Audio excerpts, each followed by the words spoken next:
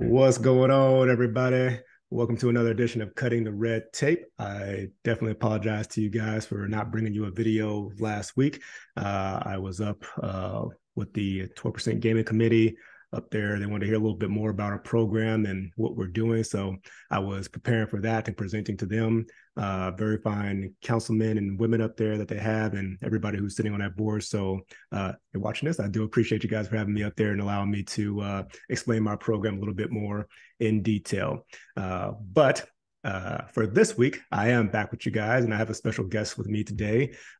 She's going to try to go over some employment things, some things that you could be doing maybe a little bit better to make yourself stand out and possibly get hired. So without further ado, I'll go ahead and let you introduce yourself. Hi, so I'm Rocio and I actually work for one of the big defense contractors out there and everything, but I'm here. Big, I know. big. So I'm kind of taking off the head a little bit, and I'm here as a vet, talking to you as a vet, and everything. Just the rundown dirty of what we what things to think about. The art of being a candidate. Mm. Nobody really teaches you that. They may give you a couple little tips and tricks here and there, but there is an art to it. So I've kind of compiled together some information that I feel is very important to relay and everything. And again, it's coming again from a vet to a vet. So All right. So I guess kind of with that being said, tell us a little bit about your veteran background, kind of where you started, why you started, and obviously why you're helping vets. yes. So I joined the military right out of high school. For Sweet. me, it was an opportunity to get out, see the world, right? Get out of the house. My upbringing, pretty much, if you wanted to leave the home, you had to get married. I was like, I'm never getting married. I want to go see the world and be an empowered woman and yada yada. Little did I know I was going to be married within like 2 years. There you go. Just Not like my that. plan. Not my plan, right? Saw the world a little bit, but I'm happy and everything. But that wouldn't have happened if I wouldn't have gone out of my comfort zone, Mm. right? And really pushed for it. It wasn't too hard on my mother's side. She was like, "Yes, go out there, honey. Go see the world." My father, you could tell they were both kind of hesitant, but my father, he was an army vet too. And he kind of, I should say, kind of challenged me. And he goes, "You sure this is what you want to do? What's your plan? What's this?" Right. And I didn't get it at the time. I was like, "Oh, he doesn't want me to leave." Not that he didn't want me to, but he wanted me to have a plan. Right. Now that I am a parent and everything, I get why he did it the way that he did. And the same with my mother, like, no, go out there, spread your wings and everything. So I really do, at the time, again, didn't understand their viewpoint, but I get it now, right? So Outstanding. yeah, I joined the Air Force and I served 4 years of active duty as a medic. And then I transferred over to the Guard for 6 years, still Wow. continuing as a medic. So while I was in the Guard, I was going to school, getting my associates, my bachelor's, most of my master's done, having 2 kids. Why I didn't do that when I was active duty? Well, 4 kids, Right. but you'll kind of see, as I kind of go through my story and everything. I was stubborn. I had to Hmm. do things the hard way. And, again, hopefully you guys will try and cut that cycle out of you guys. But, sometimes our brains are just wired this way. And hopefully we can give you guys some nice, good sound advice so you don't have to do things the hard way. So, Fantastic. mhm. So once you got out, did you immediately start, jumping into like wanting to assist veterans, or did you kind of let life play out a little bit before you kind of started getting into veteran assistance? So yes and no, I kind of had a tough transition. So out of active duty, going from active duty to guard was a harder transition for me than it was guard completely cut cold turkey from the military, right? It was hard for me because, you fall into all the stereotypes that you hear about, like the guard and reserve. Oh, they're not really military and everything, right? All right. I was so ingrained into that uniform, into that way of life, right? And I didn't really see that there actually was a life out there. But I feel the guard helped me with that. because one of my nurses, one of our chief nurses, Lieutenant Colonel Brown, Cheryl Brown, she's still one of my best mentors and everything. Just by example, she helped me see that there is a life outside of the uniform. Here was this nurse doing really great things in the military and everything, right? Our weekend warrior thing, but the amazing things that she was doing.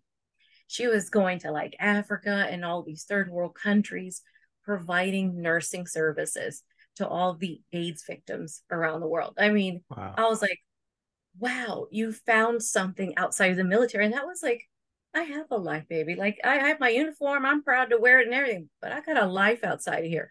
So whether she knew it or not, she really helped me see there's a life outside of the uniform, you Wow. know?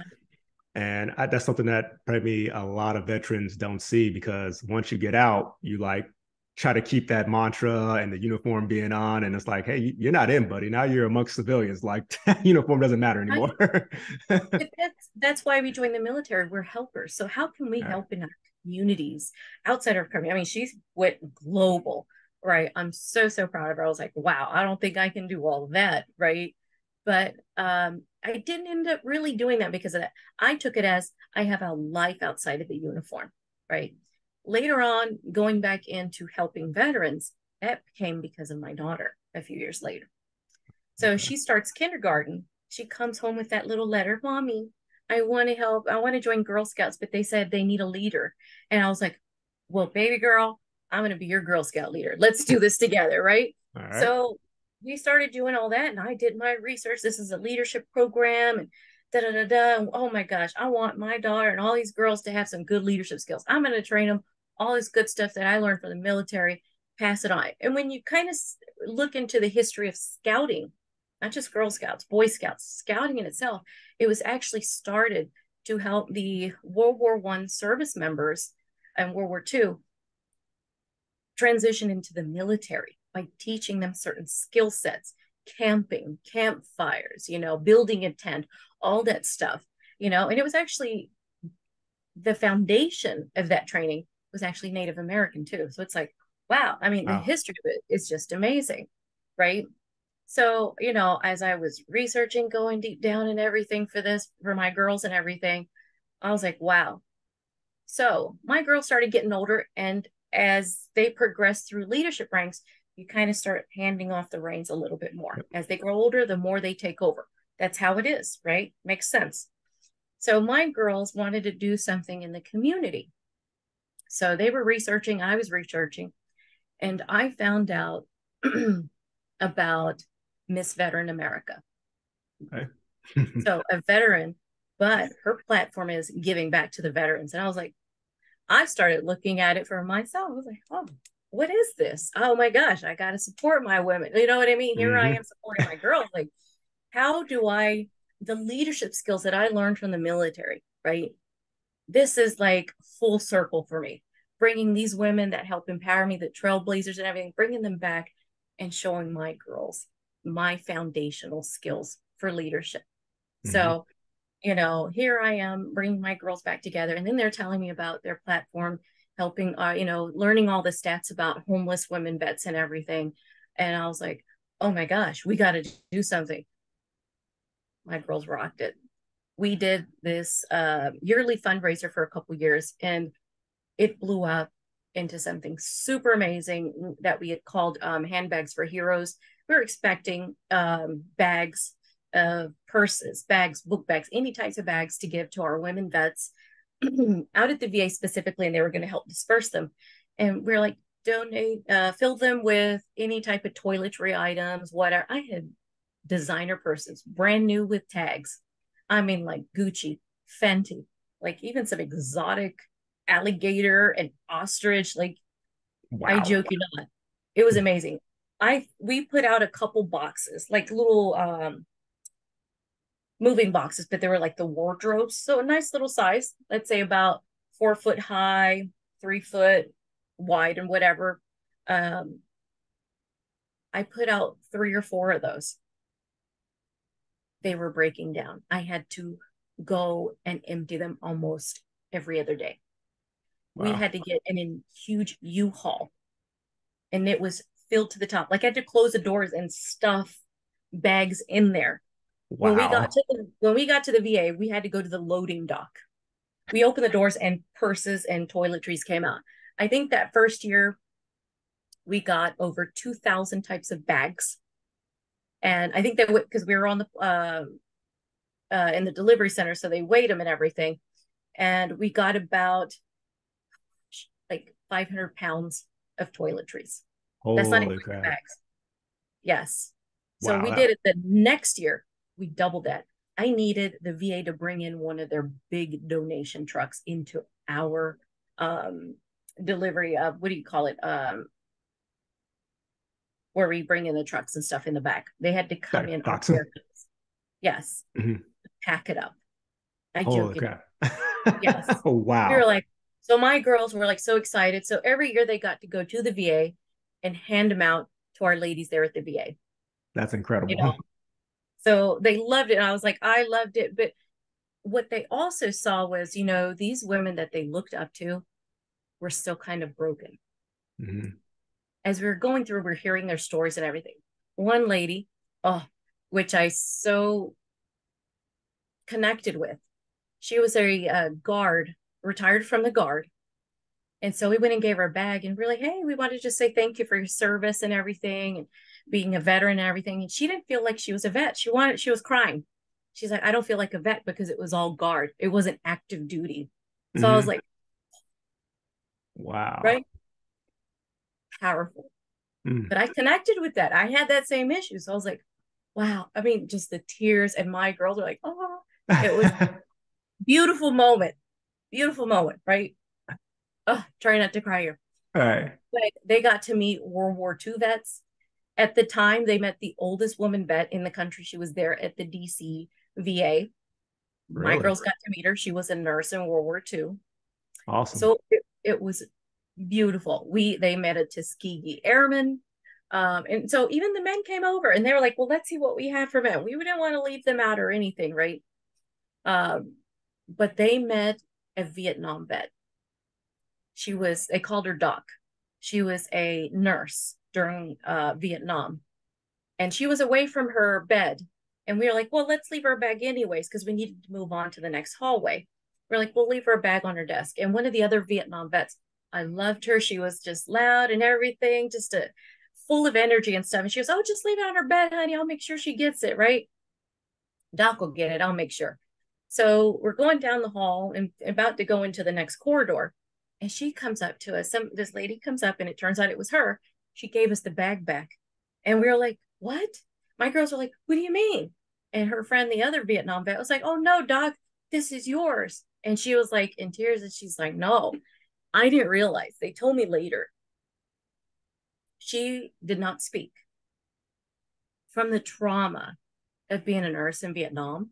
Yeah. She wouldn't speak and she didn't feel worthy because she lost patience, Oh my gosh. Mm. right? So it was beautiful to kind of bring those stories back to my daughter Right. and the other girls and everything, right? Like this is life, right? You're going to Right. go through those ups and downs and everything. But because of that, I'm just like, oh, I got to keep this going, right? I just love it. So even when I was there, I was working, I was fine. But then we moved out of DC out here to Arizona. I had trouble transitioning. Okay. So what did I do? I went to where I knew best, rely on my veteran community, my Yep. vets. I just got involved. And I will tell you, they're the ones that helped build me back up and get me this job where I'm at.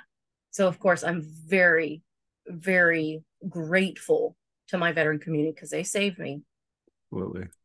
And I'm using it definitely to help other veterans and the transitioning service members. What people don't realize is your transition out of the military is your first one. As you transition from job roles to another company, there's always going to be a transition in life. And being scrappy kind of helped. It Yeah. definitely helped me, but I did it the hard way. And I don't want you guys or anybody else to have to do it the hard way. Right. Right. So that's what So I kind of did here. So I'm assuming you believe in the mantra then, veterans helping veterans. Oh, yes, I definitely Ah, do, especially the action part, right? right. I get where some folks are like, well, what's the point of this one? What's the point of that group or whatever? I'm like, we fill gaps. Mhm. We're a family. We see where there's a gap, we create a group. Oh, we got this. We got this gap, right? We are a family. Instead of waiting for red tape and all these other approvals and everything, we fill those gaps, just like you guys. Action. Because Yeah, sometimes action is needed now, not in a month, not 2 weeks or whatever. It could be too late by then. right. So, No, you know what I got to say. People sometimes don't realize that, and it's always let's have a meeting and let's go talk about it. And let's no, no, no, no. People need assistance here and the now, not tomorrow, not 2 weeks from now. Not like you got to be able to put motion, not just words, and put yes. everything. And it is hard to ask for help, right? Yeah, But you also got to think about it's more than just you that may be affected. Like I had my family and everything too, right? And your kids don't want to see you struggle. It affects them, whether you think about it or not.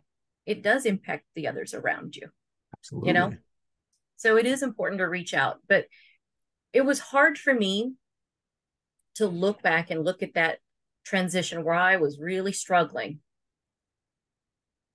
and accept and realize and accept that it was my fault, right? Yeah, stuff is going to happen in life, but I was just letting it just beat me down and everything and just giving up and not putting in the right effort, right? That definition of insanity, doing the same thing over and over the exact same way and expecting different results. Right, I was stuck in that rut and I didn't want to accept that the other way that people were telling me, my veteran community was saying, hey, try it this way, hey, do that way, right? My issue was networking. I didn't want to network. I was like, why? I was like, why friendships and whatever. So I kind of networked, but not the way I really needed to, right? right, For employment. It ended up helping me though, still having that. So people think networking, it's like butt kissing or something. It's right. friendships.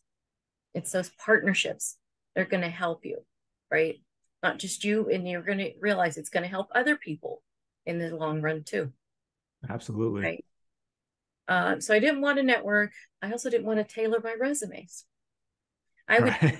tailor, or I thought was tailoring, but people were like, well, you need to tailor it more. There's tailoring, and then there's tailoring. And Right. for some employers, they want you to tailor. And I was like, well, why? I got all this in here. They're going to see this and they're going to think it's awesome. You don't realize a lot of employers, they got to meet certain standards with the resume. It's nothing personal, but they're not going to change your standards for you when they have to hold everybody to those same standards. They got to do it across the board. So they're not going to pull favors for you. There's certain standards, compliance that they need to meet with the application process, and you're not special. Yep. Okay. And it's not, that we don't care about you as a person or whatever, your skill sets. You got to think about this is just how the process is, like it or not. Hey, they need to say that louder for the people in the back. You're not special. Realize that you are not Yes, special. exactly. Every other veteran and every other person that's applying for these jobs needs it too. They got a Yep. family, probably. They got bills to pay and everything. So, but in the end, you're kind of thinking about, well, I wasn't ready for it. If I was that much of a stubborn knucklehead, then I guess it wasn't for me, right? Right. And I see that now on my side as I'm trying to help people and everything get their foot in the door. Okay, they weed themselves out, but I know like that one or two people that are going to catch on and that information does help them. I'm fine with that. I was like, yep, I that was me right there in that audience a year ago or whatever, right? So, Right. you know, but So I guess so. With that being said, as we kind of roll through this, so let's talk a little bit more about the art of the candidate, because on the one hand, you have maybe veterans who think they're special and think that the information they have and everything is good and they don't gotta change anything, but you also have the side of the hiring, which can kind of seem like an obstacle course at times. Like it seems like you got to jump through all these hoops, duck and dodge, and do all this, and you still may not make it to the finish line. So I guess what kind of perspective or things can we offer the veteran community out there, or what would you start? Oh, you're right. And there's both sides of it. You know, the folks are like, I'll take entry level. And then the others that are like, the ones that are usually over here, they're like, oh, they're special. It's because they're focusing on their title, their clearance, that uniform, right? And my other folks on the other end, it's overwhelming, right? There's Mm-hmm. so much. I don't, oh my gosh, there's just so much. You know, they're almost in panic mode from the get go. But what I try to do is I try to give them these tools so they're more strategic in their efforts. Put in that right effort up front, and it's going to pay off in the end, right? Right. So, one of the things that you need to do is, like I said, from the get go, when you're approaching an employer, that first impression is important. Now, we may screw it up a little bit or it doesn't go as perfect as you think, right? But you can recover to a certain extent, okay? But the one thing is preparation. You do need to know your skill sets, hard skills, soft skills. As you're looking at the employer, you've got to go out and see kind of what your skill sets are. Look up your training records, your education folders, all those different things, and say, okay, what are my skills? And I want you to really get technical with that hard skills. Everybody focuses on soft skills. You know, I'm a good communicator. I'm a hard worker. You know, I'm a good learner or fast learner or whatever, right? I'm a leader, I'm a manager, okay? But what does that mean? If you look at job titles, there's nothing for a good learner, you know, a hard worker. Right. It's really those technical skills that they're looking for. So it's okay to sprinkle those in, but I tell folks try to keep it relevant, okay? And I also say be careful which of the soft skills that you put out there. A lot of people go up to employers, I'm a hard worker. Be careful with that. You go to a vulture, what I call the vultures, they're quick to hire you. You'll be their work mule. So Right. be careful using that. I'm Yeah. serious. You'll be a hard Hard, worker. yep, you'll be a hard worker. Oh, we got work for you, right? Mm-hmm. So I always tell people, you know, one, research, right? Look at careers page, social media and everything, and look at these employers. What are they doing? Does it align with you? Because you have to be bought into their mission, their vision, and everything too. Because that's what's going to drive you. If you're like, I don't like what they're doing, that's going to impact your work, right? Say, you know, you've been in the military, say you retired after 20 years. Some folks that I run across are like, I want nothing to do with the defense industry. That's okay. There's commercial, there's civilian work and everything. So we get that, right? Sometimes you're just like, I just need a break from it. Maybe at the time you're like, I never want to see it again. I get that. When I was leaving the medical side and I went into the criminal justice field, I wanted nothing to do with the medical field. Then Right. you have kids and you're like, I got to keep those skills up for them. You know, Right. but I know why people say that. It's like you just need a break from it. Okay. Mm-hmm. But definitely doing your research on companies, on careers and everything, even education and training resources that are out there. You know, I tell folks a lot of employers, when you come to them and you say, hey, find me a job, we don't have time for that. We are not career counselors. We are not career counselors. We, you know, I tell folks, get onto onet.net and do that interest profiler and see what interests you. Also, as a transitioning service member, a veteran, even as a military spouse, there's a lot of free training that's out there in the community. Project management, OSHA, cyber certifications, finance, whatever, data analytics. It's free, it's out there. Take it. Find out what interests you. Okay. If you're just taking a job, you know, because you need a job, well, guess what? Typically, those employers, they're just filling or hiring people but need, you know, because they need warm bodies. It's not a good match. Right. That's not going to be a good relationship, and it's not a lot. It's not a career. Okay, Right. that's a job, and you're going to be miserable. You know, so I want people looking for careers because that's what's going to make people happy. That long term stretch, right? So, one of the things I tell folks is don't show employers your desperation because that's where those vultures are also going to come in for it. They're like, oh, I just need a job, right? I also tell folks, look, when we're all going to the shooting range, however often we had to go, depending on our MOS and AFSC or whatever, I was medical. We didn't go that often. So I heard this often when we went out to the range with all the other medics. And they're like, oh my gosh, if we ever get in a firefight, what do they say? Spray and pray, right? Yeah. Spray and pray. That's what they at least told us medics, right? Because they're like, oh my gosh, spray Uh, and pray. That last ditch effort, just spray and pray. uh, Now, That's fine for a certain scenario. The same thing when you're out there looking for employment, right? Jobs, careers, whatever. But let's leave that for a last resort, the spray and pray method, where you're just shooting out resumes and applying left and right. I would like folks to be more strategic. Again, put in the right effort for that right job from the get go. Now, if you start getting into a time crunch, you're like, oh, I'm about to leave and my family's not going to have money and I'm down to cents in the bank or whatever, right? You may have to go to that spray and pray method, but let's leave that for that last ditch effort. Okay. Right. Be more strategic. So that And I think that mm-hmm. I'm going to cut you off and say I think that goes back to just veterans not wanting to get any help or kind of waiting to the last minute to do things. So now you don't have any time to be strategic. Now it's just like, oh crap, I'm in a panic. Like I need to get a job, and all right, here's 20 applications out there everywhere, and you're not really focusing on those hard skills, like you said. You're not Yes, really being intentional about it. You're kind of just spraying and praying and hoping for something to land in exactly. your lap. Right. Well, think about it also from the employer standpoint. When we call you, hey, we want to talk to you about this job that you put in for. You're like, which one? You know Yeah, what I mean? it's not a good look. Exactly. Exactly. Right. So I tell, I do give little tips like how to organize your applications, right? If you're applying for a certain company, save that resume under the company, job title, and number, or just the job title number, but put it in a folder for that company. Separate them. That's what I did with mine. Mine are all separated, but not only save your resume, save the job posting.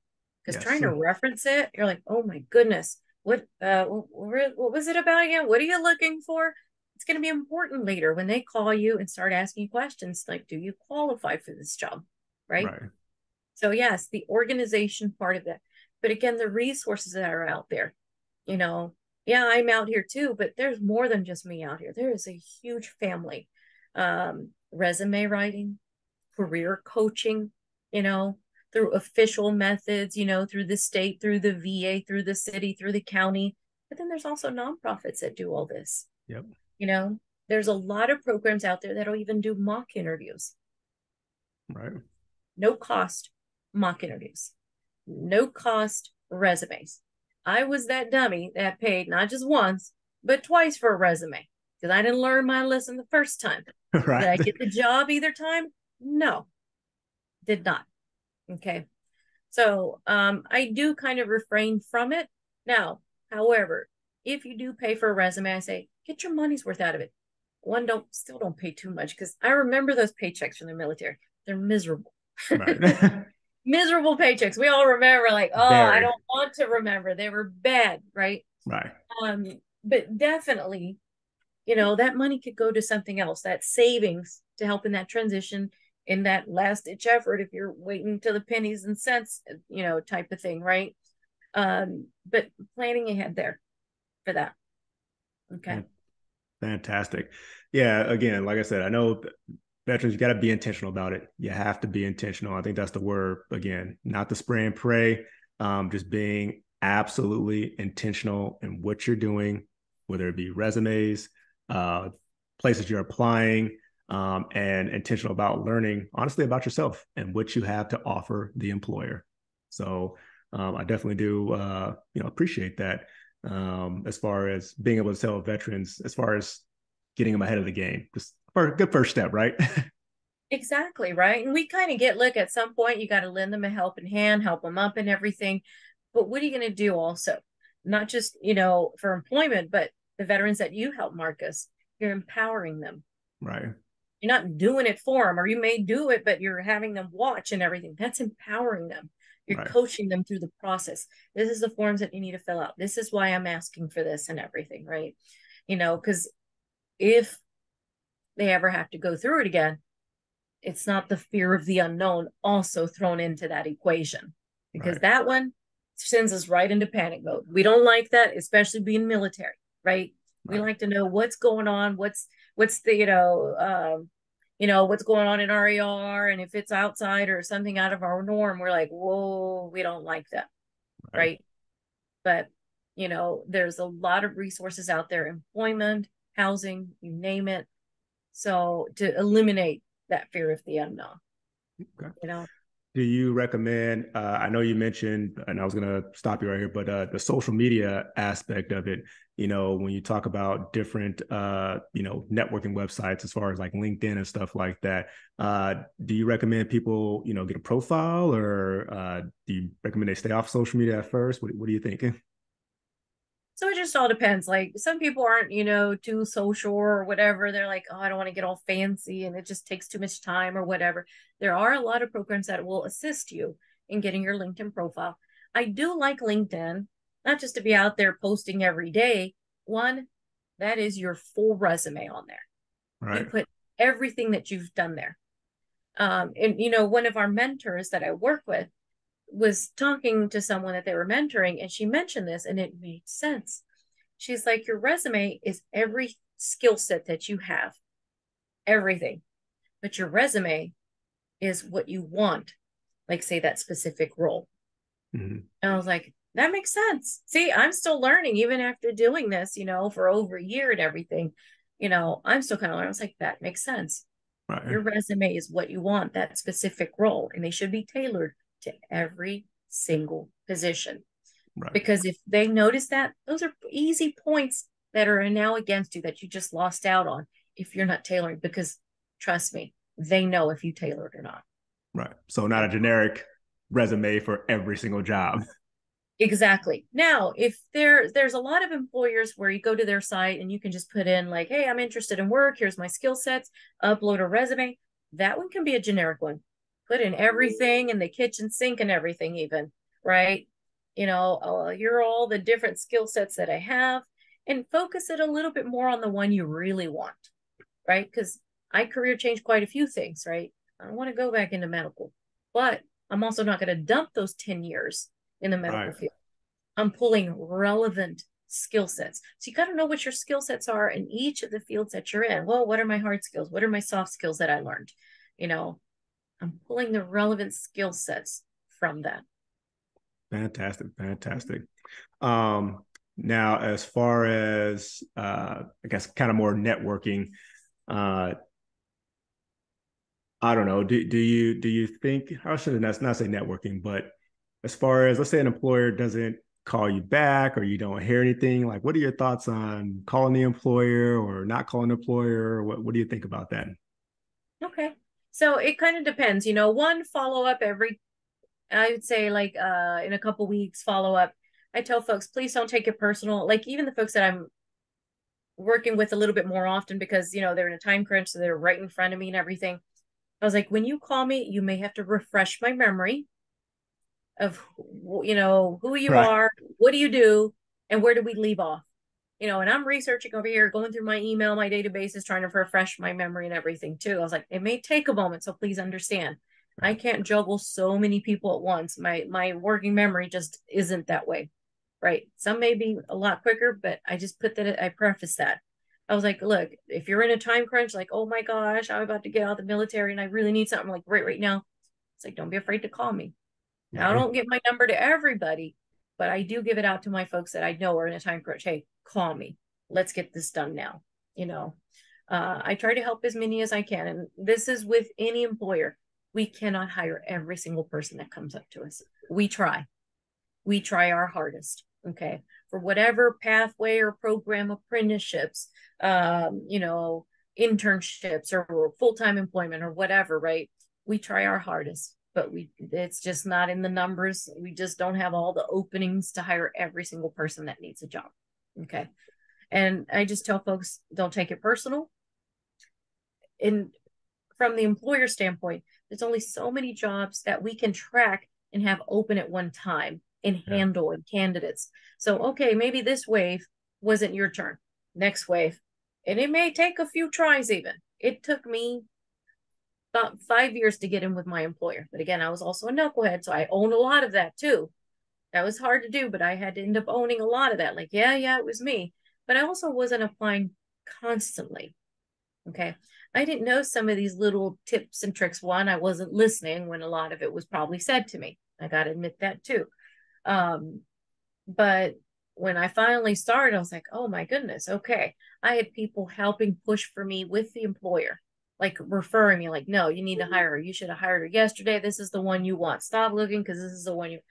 I also tell folks, look, just because you have people jumping up and down to hire you, it doesn't mean they're still going to hire you. Doesn't mean it's You gonna still got to happen. come in. You still got to come in, get that resume on point, interview, the application, everything, and show why, help that person that's vouching for you and explain, wow, this is why I'm worth this person vouching for me.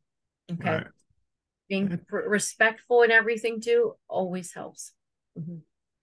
So you mentioned having 4 or 5 different positions and maybe having 30 applications, 40 applications for each position. Just in your mind, what are some things that kind of sticks out on applications that, maybe put that application in the, all right, this one's going to pass on versus, maybe not, or maybe not allowed to answer that. But I mean, what do you think? What are some of those things? The tailoring. Just So tailoring. one of the things that my veterans always, I've noticed when they're transitioning, the thing that always kind of stumps them or they get hesitant about is when they hear about skills translation.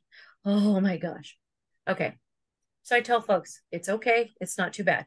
Start looking at positions because then you're going to see what jargon each of those roles uses. Because think about it, even within the military, each branch of service had their own military jargon. Yep. Right? What are you talking about? What's AFSC? What's it? What's this? Right? The same thing with out with any of the employers, defense contractors, federal, you name it. They're all going to have their own jargon. So you're going to see that in those job postings. So what your job is, what skills translation really is you're researching whatever unknown words and acronyms are. Right. That skills and saying, oh, I've done that. What do you think you're going to put into your resume? Your jargon or their jargon? Right. Their jargon. Yeah, certainly not yours. Yes, exactly. They don't know your jargon from where Right. you came from. You got to use their jargon. So use their language is what I tell folks. Right. Okay.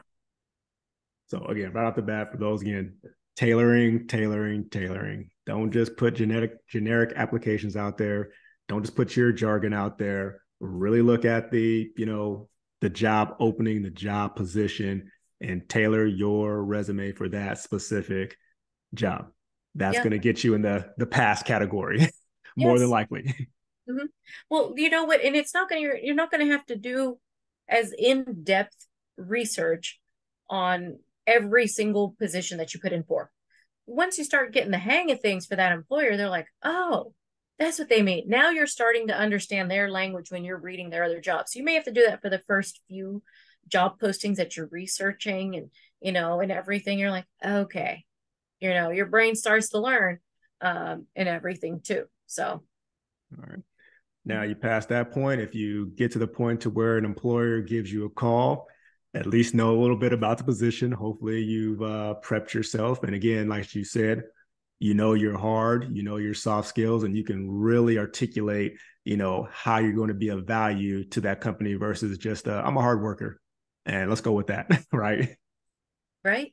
Well, like you were saying, there's the ones that, they're special, but then there's the ones that are like, I don't know, I'll take anything, right? Warm Right. body, but I'm like, vultures can get you at both sides of those things. So one thing I tell folks, my service members, my military and everything, don't say entry level. I'll take entry level, or I want to see what entry level positions you have. Entry level is somebody with like no work experience. Okay. Right. Our military have professional experience. Even if you joined right out of high school, you went right into a professional setting. Mm-hmm. Okay. So I do tell them, try to stay away from that word. I know it may be ingrained in us and everything, right? Stay away from that word. Okay. Because the better prepped you are when you start getting in front of employers, whether it be at a hiring fair, a career fair, virtually, a recruiter, a hiring manager, whatever, right? I want you from the get-go to start leveraging yourself like, man, they're sharp and everything, because you don't realize that salary cap, it's like this big, right? Right. Low end, high end, I want you on this end. I want you to start moving it that way. I've actually run across some folks at hiring fairs, and I've heard other recruiters like sitting around me. I won't say what company, but this one lady was like, I was working at this one company, or they went to interview for a company, and they literally told her in her job interview, "Ooh, you sound expensive." What? You I was like, sound expensive.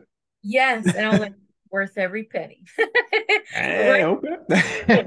Sometimes that happens. I was like, wow. I was like, well, may not be a good fit. I'm willing to take something here, I'm worth every penny, but who knows what else is going on in that scenario, but maybe make Right, it work, maybe not. But that's very telling, right? When they come out and actually say that to you, you sound right. expensive.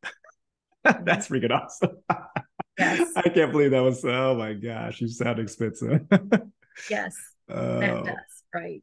But like I said, no matter what program you go through, it's empowering yourself, knowing how to kind of maneuver all these different scenarios, right, right? If they start talking you down and say, well, in the end, it's like, well, I don't know your finances. Maybe that is something you have to take. But I tell folks, you better have that plan B and plan C ready to go. right, I don't know if you're going to be there long term, right? right, Uh, but definitely, I always tell folks, be confident, be yourself, don't be fake, because they're going to catch on to that very quickly. It really, really shows, right? But I also tell folks, look, employment is just a piece of the puzzle. It's a hmm, big piece. Does help a lot of the other things that are going on, right? It is right, just one piece of the puzzle. It's not going to fix everything that's going on at home or whatever, right? Um, but you know, put in that right effort and you'll see some good results there. right. Okay. And And patience. Patience is key, you know. yes, I know that's something a lot of veterans and service members don't have because again, they're stress of I got to get a job now, now, now, now, now, and it's just like well have a little patience. Again, like you said, they're going over Yeah. 130 applications a day, and trust me, if you've done what you needed to do, you're gonna stand out. And that's where your network comes in. Your professional one, your social media, your, community resources, and your friendships. Go vent with them and everything, right? Your mentors that are out there, whether they're at work, I'm like, look, one, have a life outside of work. Have your resources, your network there of all those different areas and stuff there too. You're gonna need them to go and vent and be like, oh my gosh, this or that, right? It Right, helps. Don't just keep this all in all that stress and everything. Go have a little happy hour, whether you drink or not. Just go out, go bowling, whatever, something, right? Be like, pass the right, time. You can sit and just dwell on it, or just kind of by the time, you use a little bit better use of your time instead of sitting and stewing. right. So, Get in motion. Do exactly. something. Volunteer like at Veterans 5 to 9, Yes, we'd love to have you for sure. you know? So, is there anything else that that you would recommend to anybody out there that we haven't covered that's wanting to get into the workforce? Any more gold stars of advice? Any tips? Yeah, definitely researching. The career, the employers, training and education, locations. If you're open, some people are like, oh, I can't leave. It's just too stressful. Well, what if they have a really nice, good relocation package? You're like, well, for Right, that kind of salary, or I'm here and I got nothing, right? right, Try to be open, try to be flexible, because that was the other thing was with my not transitioning well is I was kind of stuck in that rut, right? But that mentorship will also help. But research, not just the pay, everybody focuses on salary. What are yeah, the benefits? What are the benefits? The education support, health care, 401ks, and investment plans, all these other things. Don't just look at something right then and there. Think also long term, right, that 5 year, 10 year retirement plan. Look at those things, and don't be afraid to get out of your comfort zone. You kind of see those little pictures that are out there on the internet, about comfort zone, fear zone, learning zone, and your growth right, zone, right? Ooh, it's hard to get out of our comfort zone, but how are you going to grow without getting out of it? And we get that it's uneasy, right? But that's why your network is there. Maybe they've done it. You'd be surprised. When I have lunch once a month with our women vets here in Tucson. I can't always make every month, but I love it. Some are a little older, maybe a year or two. But they've gone through things that I'm just starting to go through. And they're like, oh yeah, I went through that 10 years ago or whatever. That's who you want to mentor Right. you. Oh my gosh, I didn't think about that. And it's also working on yourself, not being stuck in that fixed mindset, but the growth mindset, right? Mm-hmm. Change your way of thinking. That's not easy. So that's the one thing is be kind to yourself as you're learning all these new skills in transitioning. In the military, we knew when our next job was going to be pretty much, right? Whether Right. you tried or not, here's your orders. You're like, oh, okay. Well, next, if you want to make NCO or something, you got to get this done. So people were kind of telling you what to do, right? Right. What was needed on the outside, not so much, but that's why you have your veteran and your other communities that are out there, your friendships that are going to kind of help you with that, right? I push a lot with the folks that I kind of mentor is the empowerment dynamic and then the drama triangle.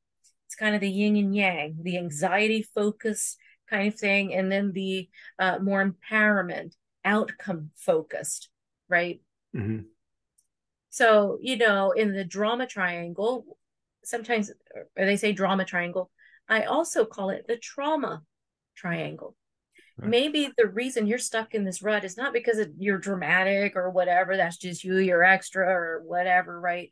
It could be because the result of a trauma. You're stuck in that fixed mindset. It's hard to get out of that. So, in the drama triangle, there's the victim, the persecutor, the bully, and then there's the rescuer, the person that's always here to the rescue, right? The enabler. Right. Okay. That's problem focused. You're always stuck in that. I'm always going to be a victim. I was born on the wrong side of the tracks. All these other biases and stereotypes that are out there, you kind of feed into. Right. But what we try to do is work our way out of that into the positive side of things, the outcome focus, the empowerment dynamic, right? Where there's the creator, the person's like, I have the ability to create my future. I have the ability to change things, right? And then there's going to be the coach, and the coach is there instead of the enabler. Right. That coach is there saying, okay, well, how are you going to do it? Well, I want to go start a business. Well, how am I going to do it? That's the coach part of it. This could all be you. Your brain saying, well, how are you going to do it? Well, let's set a plan. Let's plan for this, right? Right. What do they say? If you fail to plan, you plan to fail. Right? Exactly. That's the coach side of things. Then there's the challenger, the cheerleader. Let's go. We got this, right? Again, this could all be within our own same brain, or it could be through your network and Right. stuff too. So they're challenging you like, oh, who cares what people say? Go and do it. You got this, right? It's never been done before, oh, we got this. So don't worry about it. Let's go try, right? What does Michael Jordan say, right? If you will miss 100% of the shots that you failed to take. Yeah, that you failed to take. Exactly. Exactly.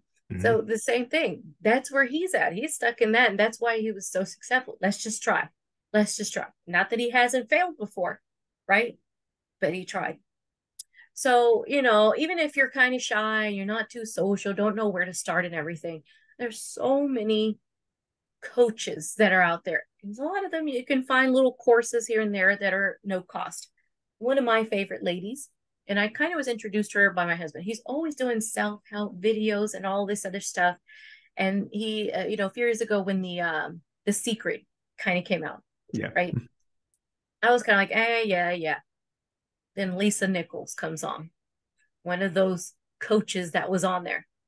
I loved her. I connected with her Mm-hmm. because she was like, I wasn't perfect, but she's like, you got to move past it. She goes, you didn't want to accept all the beauty that life has given you, all these opportunities and everything. It's just being kind to yourself and accepting these opportunities, like Right. accepting, yes, let me try for this. So I just loved her approach, So go and find some coaches. There's so many to pick from. So let's say one isn't going to mesh with you personality wise, but that's the same thing with mentors, friendships, even. Not everybody's going to be your friend, right? Maybe they're an acquaintance or something. Same Right. thing with therapists and doctors. You kind of mesh well with them, you know?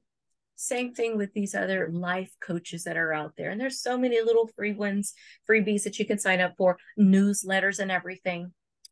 What was it, a few years ago? Somebody was like doing like a little experiment on positive and negative thinking. They had like this jar of water, nice, clear, and everything. They dumped dirt in it. They mix it around. The water got all dirty and everything. And they're like, that's what happens when you let negativity, all those negative things into Settle your in. thought process, into your life and everything. Well, he takes the water hose and he puts it into that jar and he starts overflowing it. And before you know it, that water was clear. So you got to overflow your life too with these positive people around you, your network, even through social media, through friendships, through your veteran communities and everything. You got to do that. When you start to close off, right? Yeah. Find some other way. I mean, hey, you may be sick or something, or you may have an ailment where you can't go out into the community, but try and through it through social media. That's the one of the positive things that came out of COVID is we were able to still stay together and stay strong, as a community and everything virtually. Yeah. Absolutely. That's man, fantastic advice. Fantastic advice. Um, coming together, being together, like you said, being in that network. That's what it's all about. That's what it's all about. What did you call your was it your triangle again? So there's the drama triangle and then the empowerment dynamic, the TED triangle. The TED So, triangle. Okay. mhm, Yeah, I just want to speak to I guess the people staying in the rut. Like you said, you'll miss 100% of the shots that you never take. You have to get out there, you guys. You have to get out there and try something new. You have to get out there and try to do something positive for yourself. Because again, like you said, if you just sit in a corner and just let the world pass you by, well, then nothing good is going to happen for you. Nothing at all. You can't expect just $1 million to arrive at your door and everything to be okay. You have to go make something of yourself. You have to get out there and try. You know what? If you, fail, okay, hey, whatever, so be it. Okay, continue to try, continue to try, continue to try. It's not going to hurt you. You won't be in a worse position than you than you already are. Just continue to go after it. What do you have to lose? What do you have to lose? exactly. All they'll say is no. Okay, we'll learn from it though, Yeah. because I was out there trying a lot, but I wasn't listening to the feedback and stuff that I was getting too, Mm-hmm. you know? So try it and, re-strategize if you have to, All right. and try And again. bounce things off those coaches and mentors and make sure we're doing things right. And like you said, getting that feedback, taking that in, Right, and because moving forward. and fill yourself with folks, the people that are out there ready to help you are the ones like your organization, the action. Let's take some action here. Let's go. Let you vent. You gotta vent though. People are gonna say, well, I can't always be positive and everything. That was kind of me. Like my husband can always be positive. I can't. I'm like, look, I need my moment, let out my drama, my tears, my frustration and everything. I just need my moment, right? Yeah. I don't like to take it with me. Let me let it all out now, right? Watch a sad movie, let it all out. I'm like, I'm good. Let me move on. Because I feel like, I'll carry it with me. Everybody may be a little bit different, but I do need to let it out. That's me, you know. No, I would say that's actually a lot of veterans calls that I get. Most of the time when I answer the phone, I say, "Hey, what's going on?" That's kind of my cue. Okay, let it all out, lay it on me. What's going on. Just give me everything. And then once that balloon kind of lets all that air out, I'm like, okay, what is the most immediate things we can help you with? And if we decide to help you, what is your plan? What is your long-term plan? If you don't have a plan in place, none of this immediate emergency resources I'm giving you is going to matter. You're going to end up in the same position 2 weeks, 3 weeks from now. So Exactly. tell me the plan. You know, Exactly. I told you we got you. All right. Now be clear. Give me a clear head. What's the plan? Give me something. All right. Let's work towards it. You know, Yeah. Let's see. What are your goals? And we'll help with that, right? yep. That's the coach side of things. What's your plan? Right? Yep. Exactly. Absolutely. Yeah. Absolutely. Rosie, this has been excellent. I think everybody's going to be able to take a lot away from this conversation. So I definitely thank you for joining me as always. Very very the information that you have positive, impactful as always. So I appreciate the help. Thank you. No problem. And thank you for giving me the opportunity to share this because, again, if I can help even one person not have to struggle the way I did, right? that's such huge benefit for me. I know it just melts me. I love it. Fantastic. Like I said, hey guys, Rosie, she's out there doing fantastic things out there in the community. I love the work she's doing. We always bouncing ideas off each other. So again, there's listen to her. There's all kind of resources out there. Tailor your resume. Get yourself a good head start. Listen to the information that's being told to you, and you'll land a job. You will absolutely land a job. But may take a couple of tries, but continue. Stay on it. So Yeah. again, I thank you. I appreciate it. Everybody, here you go. That's cutting through the red tape. And again, Rosie, we appreciate it, and we'll have you back on the show maybe in the future. Sure. Absolutely. Happy to. All right. Have a good one, guys. Again, I appreciate it. Like, subscribe, share the information. Love you.